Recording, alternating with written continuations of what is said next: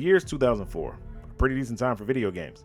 Halo 2, San Andreas, Def Jam Fight for New York, NFL 2K5, might I add the greatest football game ever created, and a bunch of others. Another addition to that gaming lineup that year was Metal Gear Solid 3 Snake Eater. Now let me preface this right now before we even get started with the real intro.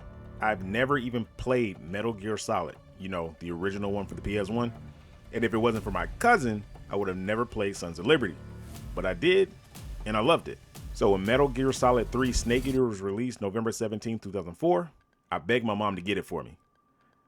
Now when I got the game at the ripe old age of 13, I had no idea what changed between Sons of Liberty and Snake Eater, but I couldn't get past that first 2 hours of extended cutscenes to save my life, and I sent that Kojima masterpiece packing back to GameStop in exchange for another game by the title of Xenosaga, another series that I think needs a remaster, but we'll save that for another retrospective.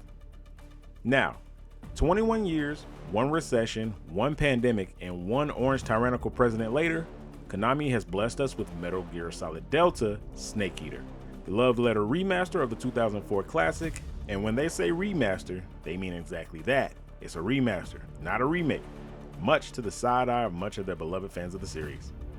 With 21 years of JRPG, anime, and movie experience under my belt, can this 30-something actually finish the game this time?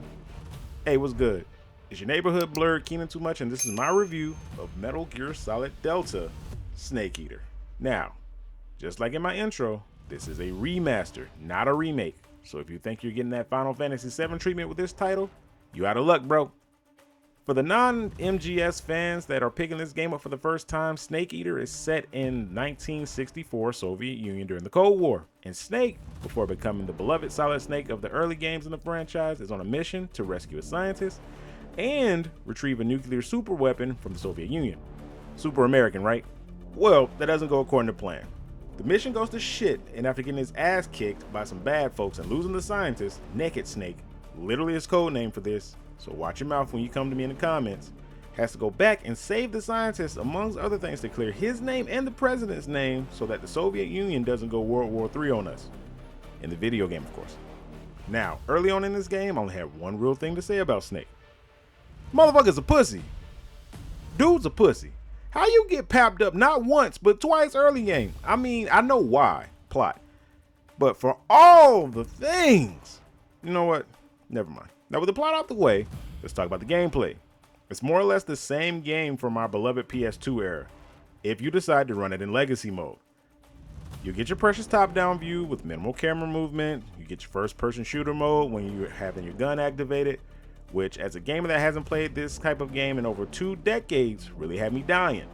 Again, and again, and again. It's not terrible, but it did just take some getting used to until I gave up after dying during the opening movement tutorial too many times and just switched to the new style perspective, which is more geared towards the modern gamer. A nice touch, I might add, that I'm glad that they implemented for smoother gameplay for newer players of the series. Now, let's move on to something else. Cutscenes, cutscenes, cutscenes. If you love cutscenes, Snake Eater has them. Remember when I told you as a kid I returned the game after just 2 hours of cutscenes? Yeah, that was just in the opening. Snake Eater's main story is about 18 hours. Nearly 6 of those hours are just cutscenes, with some of those cutscenes coming close to 20 minutes a pop. Yeah, 13-year-old me wasn't going for that, but 34-year-old me actually loves it. So it's not a problem for me. The voice acting in this game is still perfect, with the main cast still voicing their characters. It was good to know that Konami really kept everything the same. Graphically, the game is updated with enhanced graphics in quality mode running dynamic 4K at 30 frames per second, while in performance mode running dynamic 4K at 60 frames per second. Now, I have been hearing that people are experiencing drop resolution issues in performance mode, where resolution does drop to 720p, but as of right now, I haven't had any issues, so sorry guys. My only real complaint about Metal Gear Solid Delta Snake Eater is the price point. At no point will I really pay $74 after tax on a game that seemingly just had a graphics update for its 20-year-old self. Sounds like GTA 5, right? It's partially why I no longer buy sports games at launch, unless 2K, decides they want to get their NFL license, then we can talk. Price aside, I actually love this game. As an adult, I can now appreciate the game for what it is, a true gaming masterpiece.